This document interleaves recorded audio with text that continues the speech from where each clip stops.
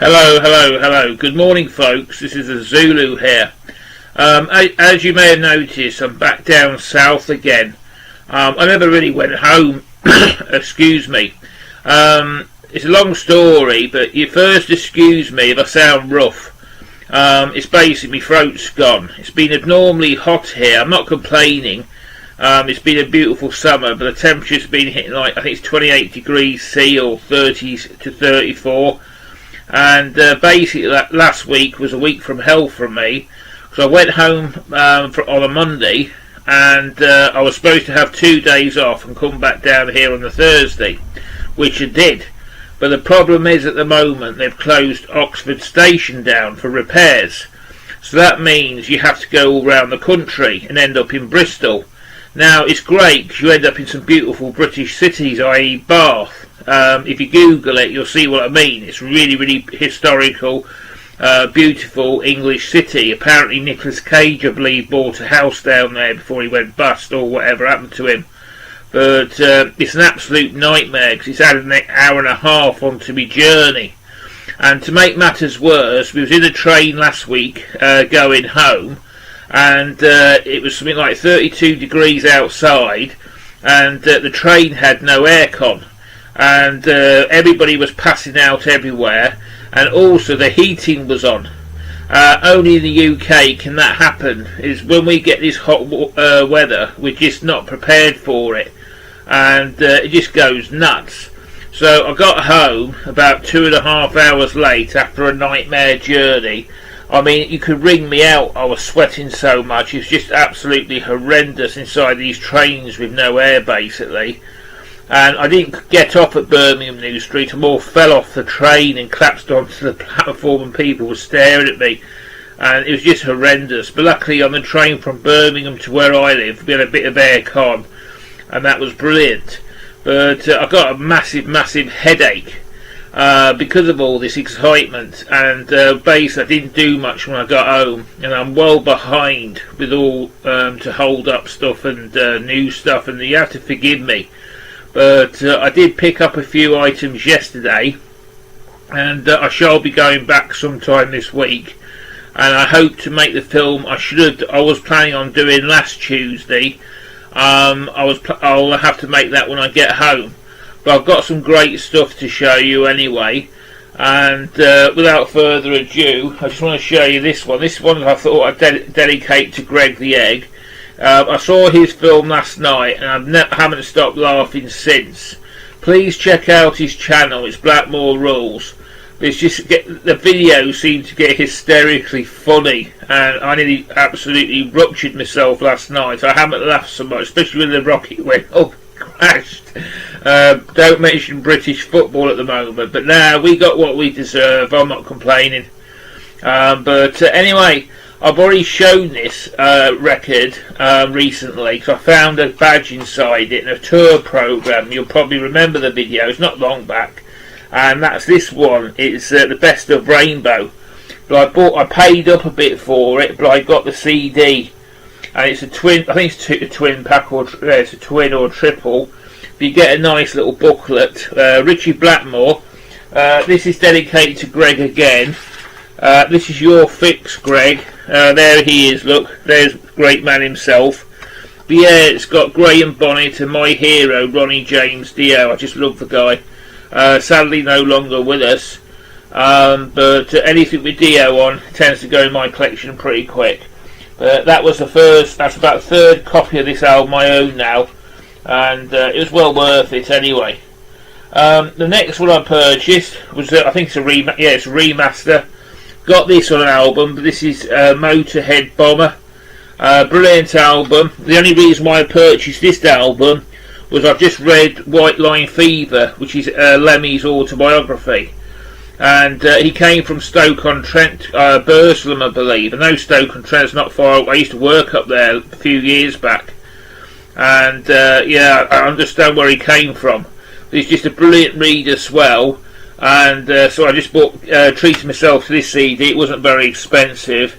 It's got Lemmy, Phil Taylor and Eddie Clark on, sadly all no longer with us. And I just treated myself to this, and it wasn't, plus of the fact, It wasn't very expensive, but yeah, Motorhead.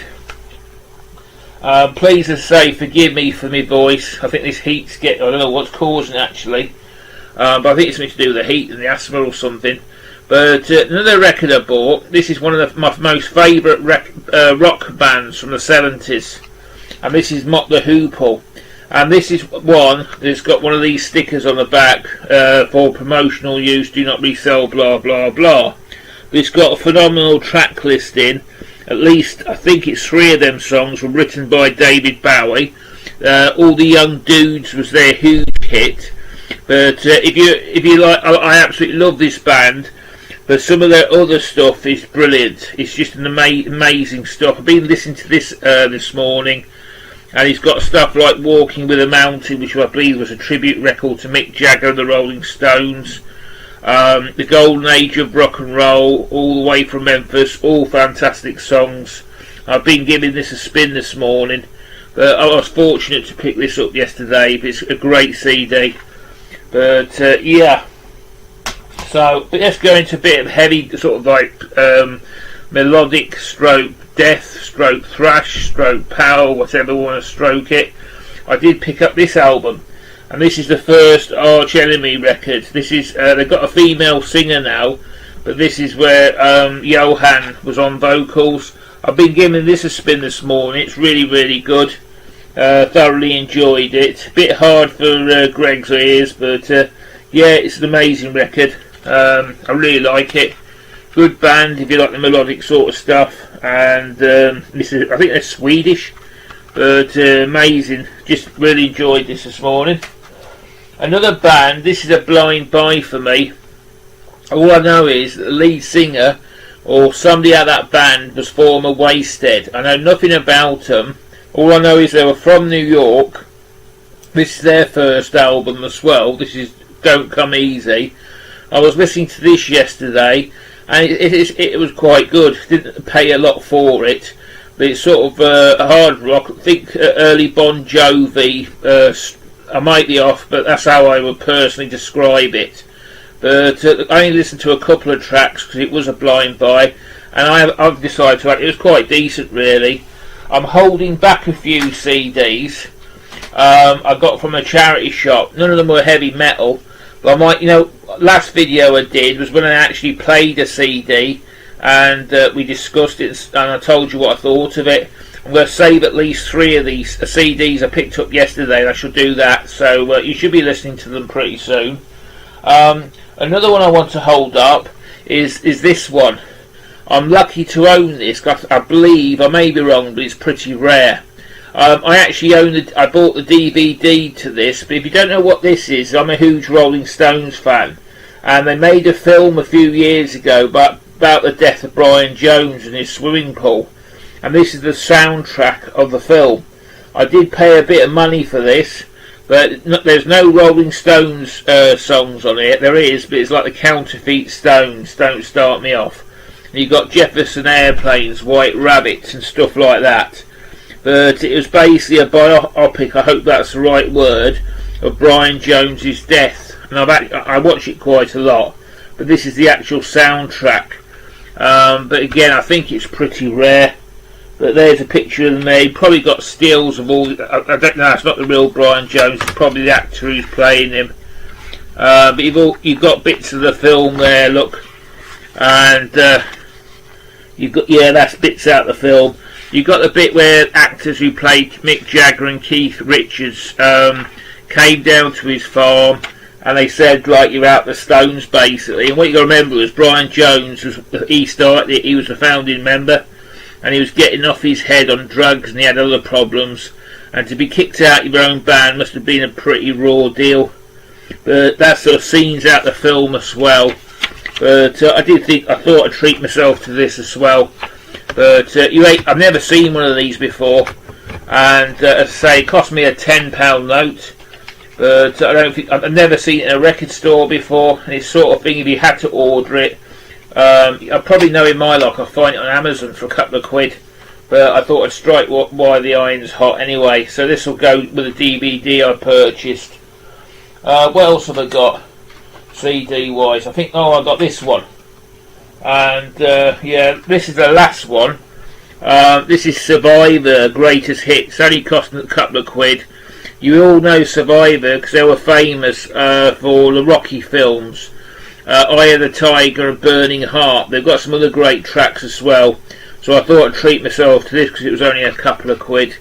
But that's the track listing at the back. Always starts off with Eye of the Tiger. If that doesn't get the juices flowing, I don't know what does.